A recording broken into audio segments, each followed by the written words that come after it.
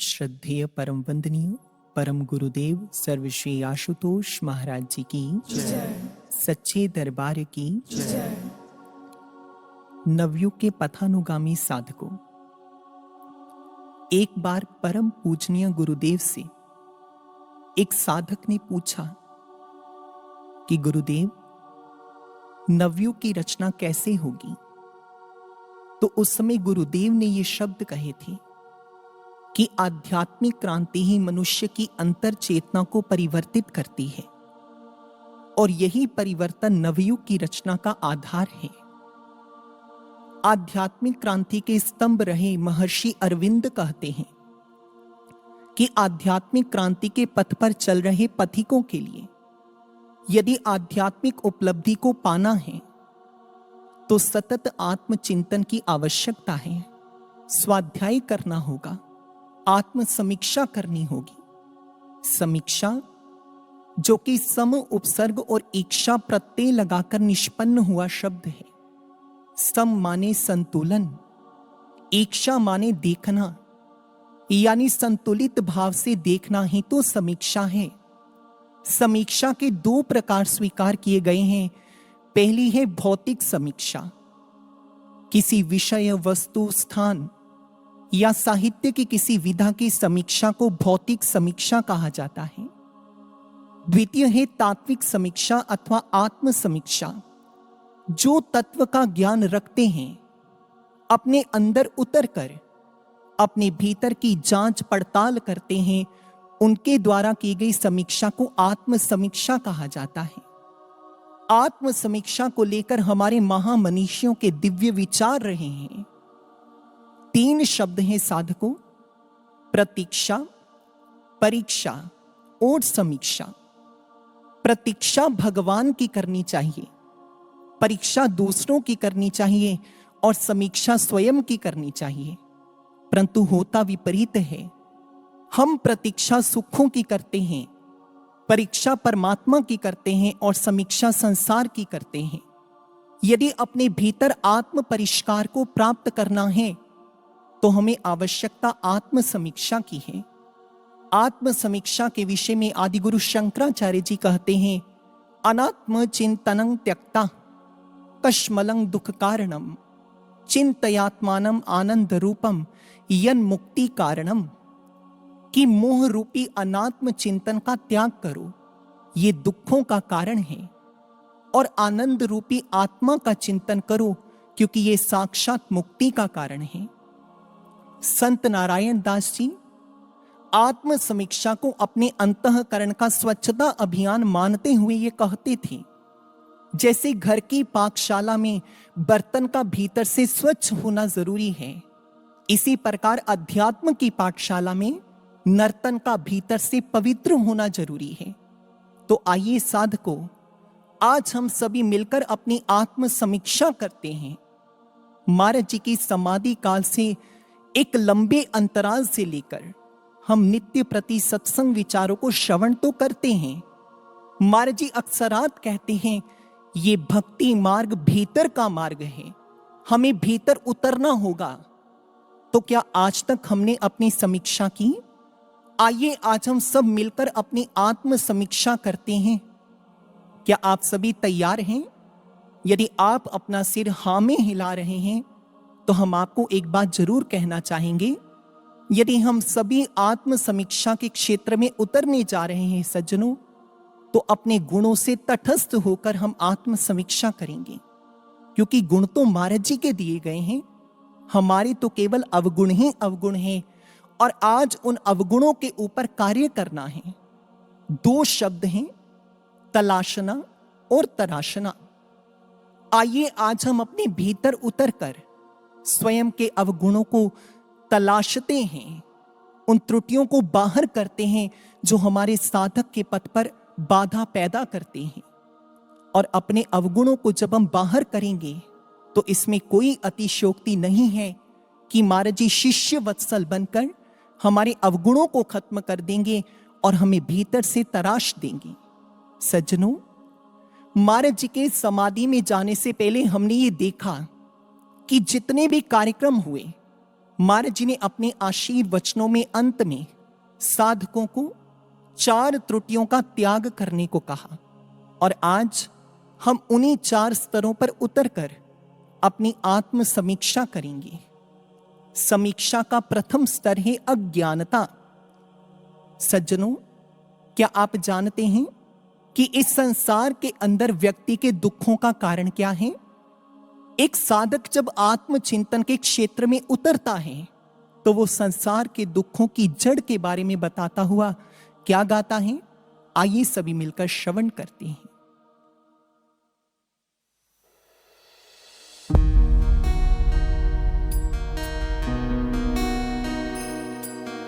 सारे जहां के सब दुखों का एक ही निदान है, या तो वो अज्ञान अपनाया तो वो अभिमान है।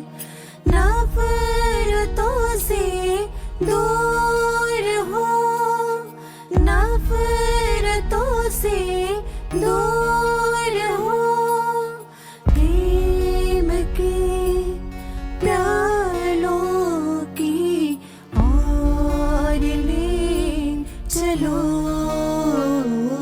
अज्ञान के अंधेरों से हमें ज्ञान के उजालों की और ले चलो, अज्ञान के अंधेरों से।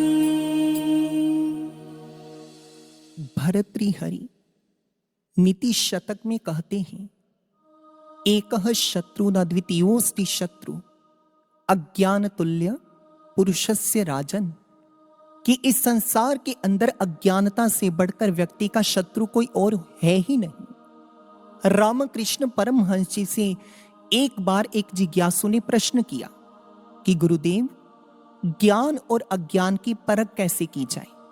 तो उस समय ठाकुर ने यह कहा था कि ईश्वर जब तक बाहर हैं तब तक वो दूर प्रतीत होते हैं, ये व्यक्ति की अज्ञानता है। जब वही परमात्मा हम अपने भीतर देख लेते हैं, अनुभव कर लेते हैं, तो यथार्थ ज्ञान का उदय होता है।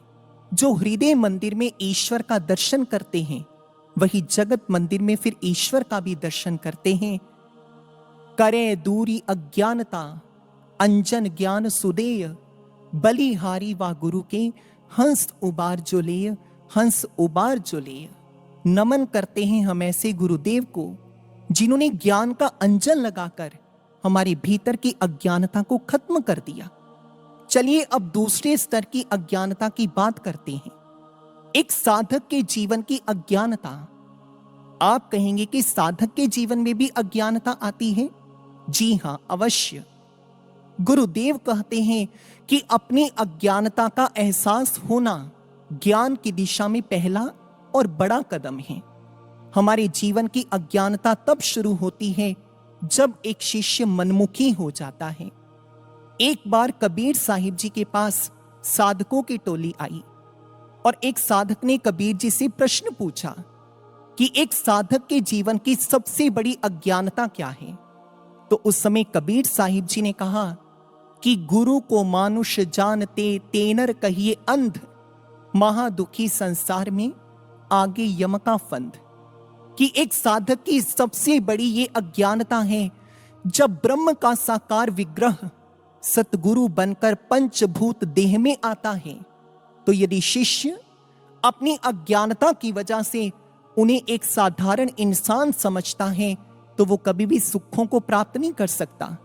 जैसे धरती के पासा पलटते ही अंधेरा हो जाता है और धरती के पासा मोड़ते ही सूर्य प्रकट हो जाता है, इसी प्रकार एक शिष्य जब मन की ओर मुख कर लेता है तो उसके जीवन में अज्ञानता छा जाती है।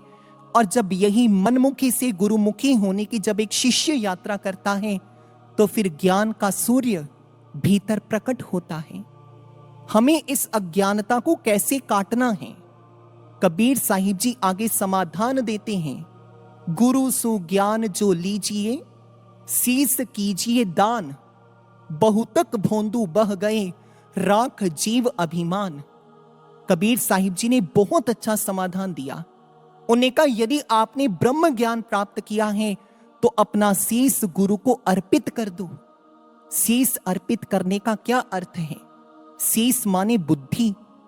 ये बुद्धि है जो हमें बार बार गुरु पथ से, गुरु आज्ञा से दूर करती है। किसी भक्त ने बड़ा अच्छा कहा, कहते रूहों में भी दाग आ जाता है, रूहों में भी दाग आ जाता है जब गुरु के साथ रिश्ता निभाते निभाते दिलों में दिमाग आ जाता है, दिलों में दिमाग आ जाता है। सही बात है सज्जनों, जब जब ये रिश्ता हृदयेश्वर के साथ दिमाग से निभाया जाता है तब तब रूहों में दाग आ जाता है। बहुत अच्छा एक साधक ने लिखा कि पूर्ण गुरु खुद श्रेय नहीं चाहता, आगे शिष्य को है करता, करके खुद पीछे छिप जाता, प्रशंसा से शिष्य की झोली भरता। कुछ नादान होते हैं जो अहंकार है खुद पर कर जाते, अरे करने कराने वाले तो आशुतोष हैं, पर जरिया हमको है बनाते। हमारे अंदर अथाह बल है छिपा, वो आए ये समझाने को, वो हमको आम नहीं आए हैं खास बनाने को, आए हैं खास बनाने को। हमें अपनी इस अज्ञानता का त्याग करना होगा और इस समाधि काल के अंदर हमें अपनी बुद्धि को महाराज जी के चरणों में अर्पित कर देना है साधकों, ताकि बुद्धि की शुद्धि हो जाए और हमारे शिष्यत्व पर कोई दाग ना लगे। जब बुद्धि की शुद्धि हो जाती है तो कबीर साहिब जी बता रहे हैं परिणाम क्या निकलता है। परिणाम ये निकलता है कि गुरु है बड़ा गोबिंद से, मन में देख विचार, हरि सुमीरे सो आर है, गुरु सुमीरे सो पार, गुरु सुमीरे सो पार। फिर गुरु परमात्मा से भी बढ़कर नजर आते हैं। जब शिष्य हृदय की गहराइयों में उतर कर देखता है तो उसके भाव बन जाते हैं जैसे भाव मुकुंद के थे। एक बार मुकुंद से उनके गुरुदेव युक्तेश्वर जी ने पूछा, मुकुंद यह बताओ कि इस संसार में सबसे उत्तम तीर्थ कौन सा है? तो उस समय मुकुंद ने मुस्कुराकर कहा, गुरुदेव संसार वालों के लिए कोई भी तीर्थ उत्तम हो सकता है, पर मेरे पास तीर्थ नहीं, मेरे पास तो महातीर्थ है। गुरुदेव मेरे पास ऐसा महातीर्थ है जिसमें एक बार स्नान कर लेने से मुक्ति स्वतः ही सुलभ हो जाती है। जहां एक बार एक शिष्य चला जाए तो और कहीं जाने की जरूरत नहीं पड़ती, और वो तीर्थ कोई और नहीं, मेरे पास गुरु तीर्थ है, मेरे पास गुरु तीर्थ है। सही बात है सज्जनों, जिसके जीवन में गुरु रूपी तीर्थ आ जाता है उसके जीवन की अज्ञानता स्वतः ही समाप्त हो जाती है। आवश्यकता है कि अपनी बुद्धि को शिष्य गुरु चरणों में अर्पित कर दे। रामचरितमानस के अंदर गोस्वामी जी कहते हैं कि यदि परमात्मा रुष्ट हो जाए, क्रोधित हो जाए, तो गुरु शिष्य की रक्षा करता है, पर यदि गुरु कुपित हो जाए तो फिर परमात्मा भी शिष्य का सहाय नहीं बनता है। इसलिए आइए आज आत्म समीक्षा में उतरकर हम सर्वप्रथम अपनी अज्ञानता को महाराज जी के चरणों में अर्पित कर दें, तभी हमारा शिष्यत्व प्रखर हो पाएगा। आइए चलते हैं समीक्षा के दूसरे स्तर पर, अन्याय। समय, स्थान और परिस्थिति के अनुसार न्याय और अन्याय की अपनी अपनी परिभाषा हो सकती है, पर एक साधक न्याय को जीवन की मर्यादा स्वीकार करते हुए अपने भावों में क्या गाता है, आइए सभी मिलकर श्रवण करते हैं।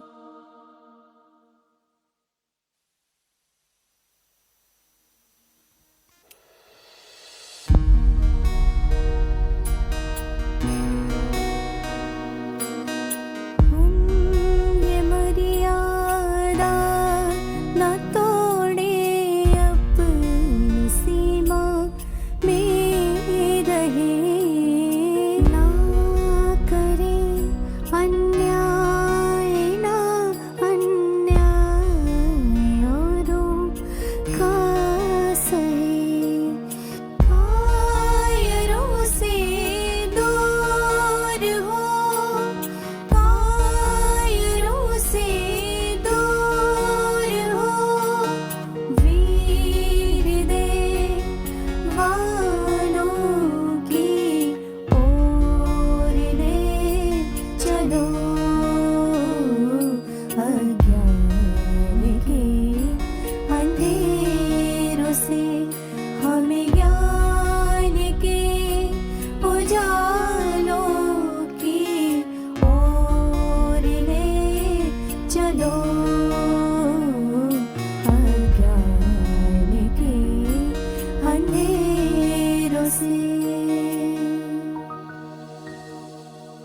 परम गुरुदेव सर्वश्री आशुतोष महाराज जी ने अपनी सभी संतानों को बहुत सारे संबोधन दिए हैं। आज उनमें से 2 संबोधन हम लेते हैं। प्रथम आत्मीय परिजन और द्वितीय सृजन साधक। ये आत्मीय परिजन का अर्थ क्या है? आत्मीय मैंने अपना, परिजन माने परिवार का सदस्य। हमारा आत्मा के साथ महाराज जी का संबंध परमात्मा रूप में पूर्ण रूप से जुड़ पाए और हमारी आत्मा के साथ कभी अन्याय ना हो, इसके लिए हमें 2 तरह के न्यायों के बारे में महाराज जी ने बताया है। प्रथम न्याय बिडाल न्याय और द्वितीय मरकट न्याय। जैसे बिल्ली का बच्चा अपनी मां को पूर्ण रूप से समर्पित होता है, मां अपने दांतों में उठाकर उसे कहीं भी लेकर जाए, ये बिल्ली के बच्चे का विश्वास है कि मेरी मां मुझे गंतव्य तक ले ही जाएगी। और इसके बिल्कुल विपरीत बंदर का बच्चा अपनी मां को पकड़ के रखता है। उसकी पकड़ तनिक भी ढीली नहीं होनी चाहिए, इसलिए वो इतना कसकर पकड़ता है अपनी मां को कि उसकी मां बड़े बड़े पर्वत या बड़े बड़े वृक्ष भी लांघ जाती है तो उसकी पकड़ ढीली नहीं होती और बंदर का बच्चा अपने गंतव्य को प्राप्त कर लेता है। गुरुदेव सर्वश्री आशुतोष महाराज जी कहते हैं, एक शिष्य का समर्पण और विश्वास गुरु के प्रति बिल्ली के बच्चे की तरह होना चाहिए और गुरु के आदर्शों और सिद्धांतों पर एक शिष्य की पकड़ बंदर के बच्चे की तरह मजबूत होनी चाहिए कि जरा सी विरोध की आंधियों में वो विश्वास डगमगा जाए। ऐसा विश्वास और ऐसा समर्पण एक शिष्य का बिल्कुल भी नहीं होता। शिष्य की पकड़ मजबूत होनी चाहिए गुरु के आदर्शों और गुरु के सिद्धांतों पर। तभी हमारा आत्मीय परिजन जो प्रभु ने संबोधन दिया है, ये पूर्ण अर्थों में प्राप्त हो पाएगा और महाराज जी के द्वारा दिए गए इस संबोधन के साथ हमारा अन्याय नहीं होगा। चलिए चलते हैं द्वितीय सृजन साधक। सृजन माने निर्माण।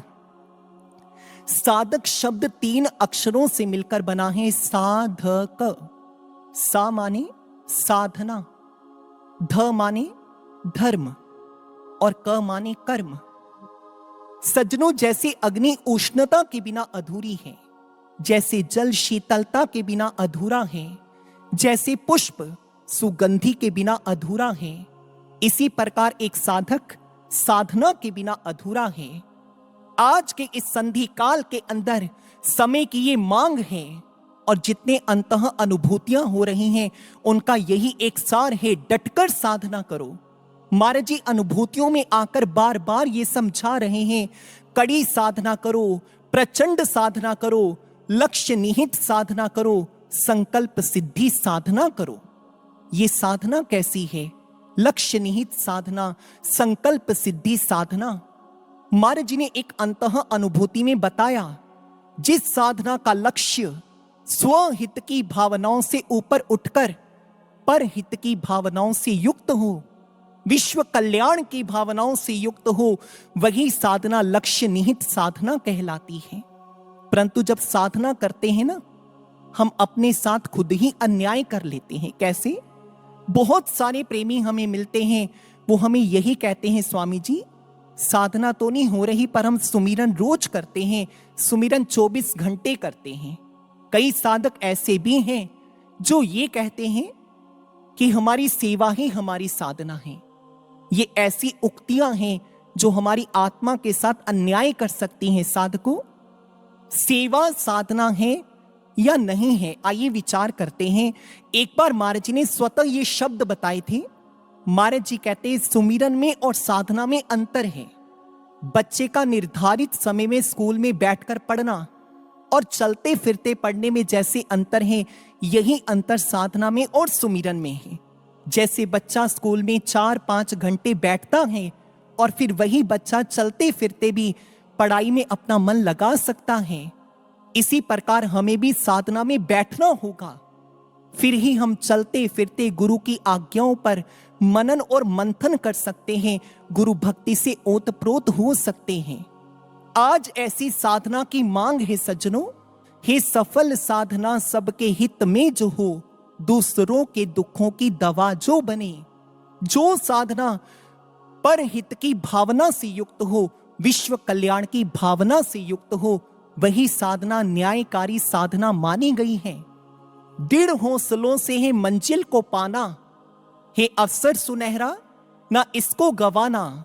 अंधेरे भी हो तो पग तुम बढ़ाना, निश्चित ही तुमको मिलेगा ठिकाना। करो साधना है यही न्यायकारी, सो या जागो समझ ये तुम्हारी, समझ ये तुम्हारी। आज जागने की वेला है। स्वामी विवेकानंद जी अक्सरात कहा करते थे कि जीवन में प्रत्येक कार्य के साथ समझौता कर लेना, पर जहां पर आत्मा के साथ अन्याय हो वहां पर कभी समझौता मत करना। साधना करना ताकि समझौता करना ही ना पड़े। आज आवश्यकता है हम डटकर साधना करें। सा माने साधना, ध माने धर्म। जब हम साधना करेंगे तभी हम धर्म पथ पर चल पाएंगे, क्योंकि साधना करेंगे तो हमें अपराध बोध होगा। अपराध बोध होगा तभी तो अगाध बोध होगा। इसलिए अपराध बोध से अगाध बोध की यात्रा का नाम ही साधना है। फिर क माने कर्म। फिर हम सच्चे कर्म योगी बनकर विश्व शांति के यज्ञ में आहुति दे पाएंगे जब हम डटकर साधना करेंगे। सज्जनों, आपके द्वारा किए गए रक्तदान से यदि व्यक्ति का जीवन बच सकता है तो आज साधना में किए गए रक्तदान से पूरी मानवता को बचाया जा सकता है। आइए हम आत्म समीक्षा कर रहे हैं। आज हम ये संकल्प करें कि हम डटकर साधना करेंगे और जब तक महाराज जी समाधि से लौटकर नहीं आते हम अपनी आत्मा के साथ बिल्कुल भी अन्याय नहीं करेंगे। साधकों, अन्याय नहीं करेंगे, ये संकल्प लें। आइए चलते हैं आत्म समीक्षा के तृतीय स्तर पर। अभाव। सज्जनों, भक्ति पद तो है ही भावों का विषय। भक्ति रूपी देह के प्राण है भाव।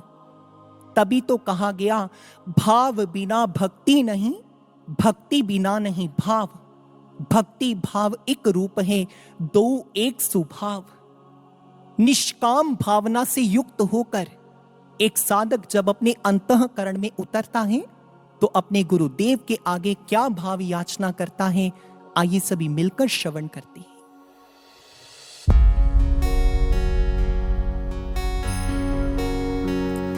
ऐसे निष्काम सेवा की हो याचना, कार्य गुरुवर का संपूर्ण हम कर सके।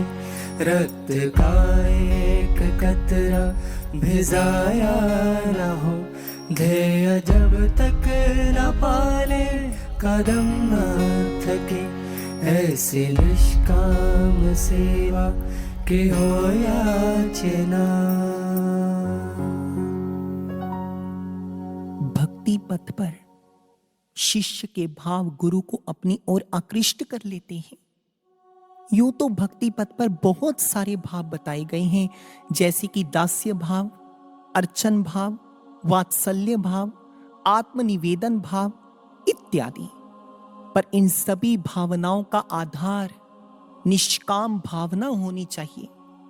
निष्काम कर्म का यह अर्थ नहीं है साधकों कि हमें बिल्कुल कोई कर्म करना ही नहीं है। कर्म करें पर फल की भावना का त्याग करके करें, उसे कहते हैं निष्काम कर्म। हम भावनाओं के अंदर दो भावों का पक्ष लेते हैं। प्रथम, भावों की कृत्रिमता, और द्वितीय, अभावों में भी शिष्य का भाव बना रहे। महाराज जी हमेशा ये कहते हैं श्रद्धा और विश्वास कभी टूटे ना। ये श्रद्धा क्या है, आइए विचार करते हैं। किसी भक्त ने श्रद्धा की बहुत अच्छी परिभाषा दी। उन्होंने कहा, हम ना बोलें फिर भी वह सुन लेता है, इसीलिए वो परमात्मा है। जब वह ना बोले फिर भी हमें सुनाई दे, ये हमारी श्रद्धा है। आदिगुरु शंकराचार्य जी विवेक चूड़ामणि में कहते हैं, शास्त्रस्य गुरुवाक्यस्य सत्य बुद्धि अवधारणम सा श्रद्धा कथिता सद्भिर्यया वस्तु उपलभ्यते। अर्थात कि शास्त्रों के अंदर जो गुरु के वचन कहे गए हैं उनमें अपनी सत्यत्व बुद्धि को स्थापित करना और उसमें अपने जीवन को लगा देना, यही सज्जनों ने श्रद्धा कही है। और श्रद्धा से प्रत्येक वस्तु की उपलब्धि हो जाती है। सज्जनों, आज हमें श्रद्धा को धारण करना होगा। और विश्वास के विषय में बहुत अच्छी बात कही गई। राजा जनक ने अष्टावक्र जी से पूछा था कि गुरुदेव, विश्वास किसे कहते हैं? महाराज जी भी अक्सरात कहते हैं कि आस्था और विश्वास से मित्रता करो, कठिनाइयों से भरा रास्ता स्वयं ही टल जाएगा। राजा जनक पूछ रहे हैं कि ये आस्था क्या है, विश्वास क्या है? एक पंक्ति में गुरु अष्टावक्र जी ने कह दिया, जहां पर शिष्य के मन में गुरु के प्रति तनिक भी संशय और संदेह ना रहे, वहीं पर विश्वास पोषित होता है। सज्जनों, आज इस संधि काल की वेला में हम सभी ये याद रखें कि आज यदि विश्वास करेंगे तो बड़े से बड़े पहाड़ को विश्वास करके खदेड़ा जा सकता है और छोटा सा संदेह करके बड़े से बड़े पहाड़ को खड़ा भी किया जा सकता है। अभावों में भी हमारा भाव गुरु के प्रति बना रहे। कहते हैं, जब स्वतंत्रता संग्राम बुलंदियों पर था, उस समय एक विचित्र घटना देखने को मिली। एक नवयुवक अपने हृदय में क्रांति का जज्बा लिए स्वतंत्रता संग्राम में कूद पड़ा। आप कहेंगे, इसमें ऐसी कौन सी विचित्रता है? विचित्रता यह है कि वो नवयुवक अपनी विधवा मां का इकलौता पुत्र था और ऊपर से नेत्रहीन भी था। जब वो जंग की ज्वाला के अंदर कूदने में तैयार हो गया तो उसकी मां ने कहा, पुत्र, तुम तो नेत्रहीन हो और तुम देश के लिए क्या करोगे? और अभाव के अंदर उस नवयुवक के भाव कैसे रहे? कहने लगा, मां, माना कि मैं नेत्रहीन हूं, मैं देश के लिए कुछ कर नहीं सकता, पर अपने सीने पर दुश्मन की गोली झेलकर मैं दुश्मन की एक गोली तो कम कर सकता हूं ना। सही बात है सज्जनों कि अभाव में भी उस नवयुवक का भाव बना रहा देश के लिए कुछ कर गुजरने का। तभी तो किसी देशभक्त ने, कवि ने कहा, नमन उन्हें मेरा शतबार, जिनकी चढ़ती हुई जवानी खोज रही अपनी कुर्बानी, जलन एक जिनकी अभिलाषा, मरण एक जिनका त्योहार। नमन उन्हें मेरा शतबार, सूख रही है बोटी बोटी, मिलती नहीं घास की रोटी, गढ़ते हैं इतिहास देश का, सहकर कठिन क्षुधा की मार। नमन उन्हें मेरा शतबार, नमन उन्हें मेरा शतबार। हम नमन करते हैं ऐसे शहीदों को जिनके अंदर देशभक्ति का भाव अभाव में भी बना रहा। और हम तो ब्रह्म ज्ञानी हैं साधकों, कितने भी अभाव आ जाएं, सुदामा की कहानी, संत रबिया की कहानी, स्वामी राम तीर्थ की कहानी हम सुनते आ रहे हैं कि जीवन में कितना भी अभाव हो, पर हमारे भीतर की ये भावना हमेशा प्रबल होनी चाहिए गुरुदेव के चरणों में कि गुरुदेव, हम श्रद्धा और विश्वास से आगे बढ़ते जाएं। महाराज जी के भजनों में आपने तितिक्षा शब्द की गूंज बहुधा सुनी होगी। एक साधक के जीवन की सबसे बड़ी तितिक्षा क्या है? तितिक्षा का अर्थ क्या होता है, आज आपको बताते हैं। आदिगुरु शंकराचार्य जी ने कहा, तितिक्षा करो। उनके एक शिष्य ने पूछा, गुरुदेव, तितिक्षा किसे कहते हैं? तो गुरुदेव ने कहा, सहनम सर्व दुखानाम प्रतिकार पूर्वकम चिंता विलाप रहितं सा तितिक्षा निगद्यते। बिना प्रतिकार किए सभी दुखों को सहना, चिंता और विलाप से रहित रहना, यही शिष्य की सबसे बड़ी तितिक्षा है। तो आइए साधकों, आत्म समीक्षा के क्षेत्र में उतरे हुए हम अपने भावों का दीपक, श्रद्धा की बाती, विश्वास के तेल और तितिक्षा की ज्योति से प्रज्वलित कर भक्ति पथ पर आगे बढ़े, भक्ति पथ पर आगे बढ़े। समीक्षा का अंतिम स्तर आलस्य, जिसे त्यागने के लिए ग्रंथों में बार बार कहा गया। आप जानते हैं कि एक व्यक्ति के शरीर का सबसे बड़ा दुश्मन क्या है? हमारे वेदों में कहा गया, आलस्यं ही मनुष्याणाम शरीरस्थो महान रिपुः, कि आलस्य ही मनुष्य के शरीर का महान शत्रु है। सुखं दुखांतं आलस्यं, आलस्य एक ऐसा सुख है जिसका परिणाम दुख है। दो शब्द हैं सज्जनों, आलस्य और प्रमाद। मूलतः आलस्य और प्रमाद को एक ही समझ लिया जाता है, जबकि ऐसा नहीं है। आलस्य तन और मन की सुस्ती का नाम है, जबकि प्रमाद चेतना की सुषुप्ति का नाम है। प्रमादी व्यक्ति अंतःकरण से, चेतना से मूर्छित हो जाता है, उसकी चेतना सुषुप्त हो जाती है। और जब चेतना को ज्ञान की भूख ना रहे तो समझ लेना व्यक्ति प्रमादी बन चुका है। महाराज जी ने अपनी परमार्थी और पुरुषार्थी संतानों के लिए ये भाव रखे, हो संतान मेरी साधारण नहीं हो, आए इस जहां में अकारण नहीं हो, तुम अर्जुन हो मेरे हनुमान हो तुम, हो आंखों के तारे मेरी जान हो तुम। महाराज जी ने दो पात्रों के नाम लिए, हनुमान और अर्जुन। चलिए चलते हैं हनुमान जी के चरित्र की ओर। पवन पुत्र हनुमान, उनके जीवन में विश्राम था ही नहीं, क्योंकि हनुमान जी ये जानते थे जो राम प्रिय है वो विश्राम प्रिय हो ही नहीं सकता, और जो विश्राम प्रिय है वो राम प्रिय हो ही नहीं सकता। हनुमान जी का चरित्र विश्राम मुक्त है। हम राम कथा में सुंदर कांड श्रवण करते हैं। जब प्रभु श्री राम जी की आज्ञा से हनुमान जी समुद्र लांघने को उद्यत हुए तो उनके मार्ग की सबसे पहली परीक्षा मेनाक पर्वत, जो आलस्य और विश्राम का प्रतीक है, उन्होंने आलस्य और विश्राम का त्याग किया, तभी भक्ति रूपी सीता को प्राप्त कर पाए। आज हमें भी विश्राम को त्यागना होगा। भक्त प्रवर हनुमान जी ने विश्राम का त्याग किया तो उनके द्वारा की गई यात्रा सुंदर कांड के रूप में रामचरितमानस का प्राण तत्व बन गई। चलिए चलते द्वापर युग में। अर्जुन एक ऐसे पात्र हुए। हमने श्रीमद् भगवद गीता का गहन अध्ययन किया तो उसमें एक रहस्य सामने आया।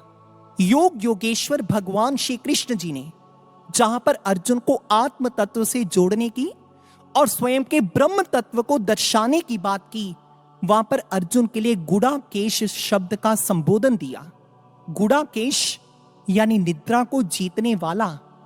भयंकर काल रात्रि में भी अर्जुन अपनी धनुर्विद्या का अभ्यास करते थे, यानी उनने निद्रा को जीत लिया और वही अर्जुन का जीवन फिर गीता बन गया।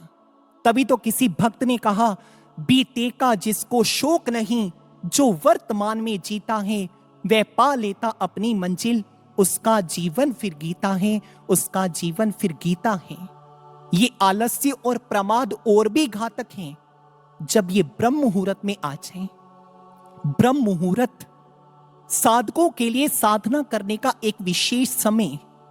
ब्रह्म मुहूर्त के अंदर बहुधा देखा जाता है कि साधक आलस्य करते हैं, और ब्रह्म मुहूर्त की महानता के बारे में यह भी कहा गया कि ब्रह्म मुहूर्त की नींद हमारे पुण्यों का नाश कर देती है। इसलिए साधकों जागो, ये जागने की वेला है।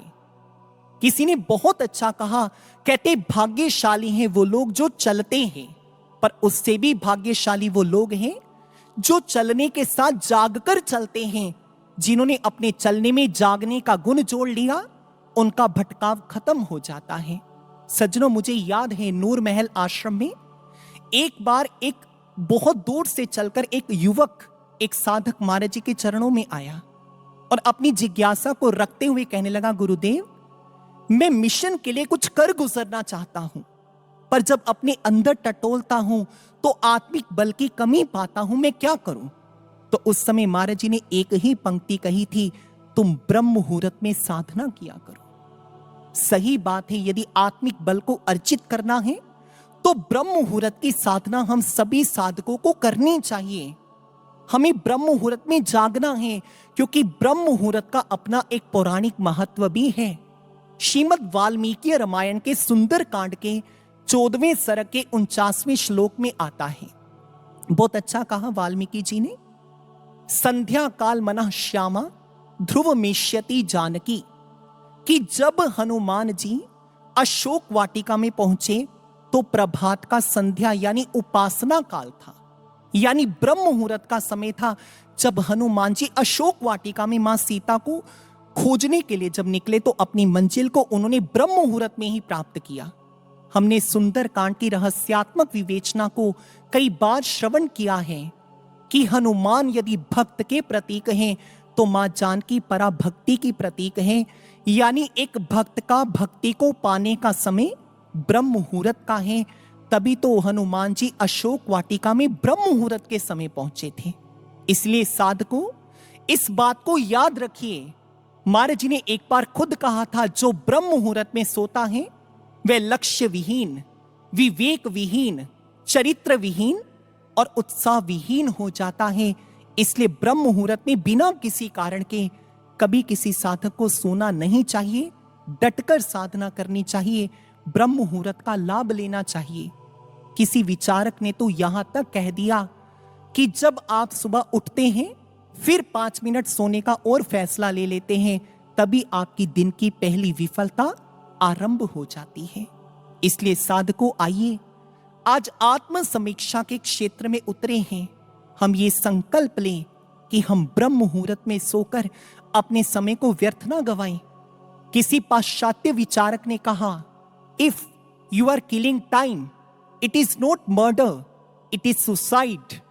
यदि आप समय को व्यर्थ गवाते हैं तो ये हत्या नहीं, ये आत्महत्या है, आपका अपना ही नुकसान है इसमें।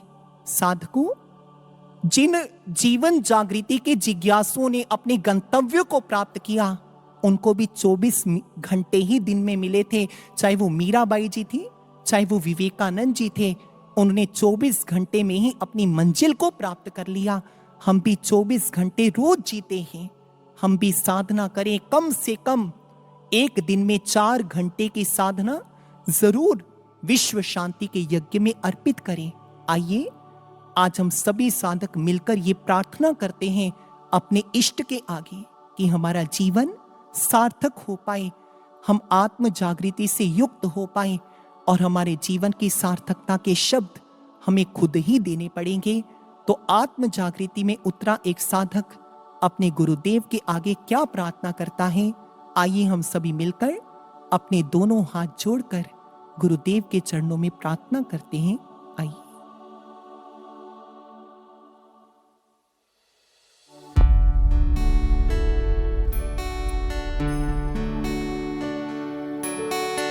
ऐसा जगा दो फिर सो न पाऊं, ऐसा जगा दो फिर सो न पाऊं, अपने को निष्काम प्रेमी बनाऊं।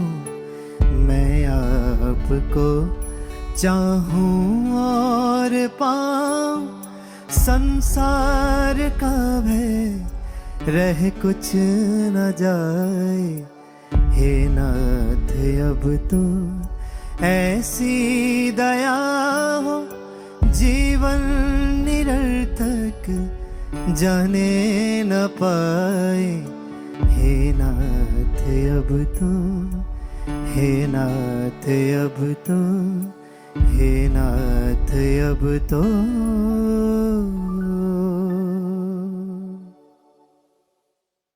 हमारा जीवन इस विश्व शांति के यज्ञ की आहुति बन सके, यही हमारे जीवन की सबसे बड़ी सार्थकता है। इसलिए आइए सज्जनों, हम सभी अपने आलस्य का, प्रमाद का त्याग करें। महाराज जी ने तो पहले ही समाधान दे दिया। यदि नित्य साधना करेंगे, स्वाध्याय करेंगे, तो हमारे जीवन में किसी प्रकार का प्रमाद नहीं रहेगा। और यदि हम नित्य सत्संग, चिंतन मनन श्रेष्ठ कर, हमारा चिंतन श्रेष्ठ होगा, हमारा मनन श्रेष्ठ होगा। जब हम सत्संग से जुड़े रहेंगे तो हमारे जीवन में कभी आलस्य नहीं आएगा। ब्रह्म मुहूर्त में उठें, डटकर साधना करें। आलस्य और विश्राम का ये अर्थ नहीं है कि सोना नहीं है, सोइए।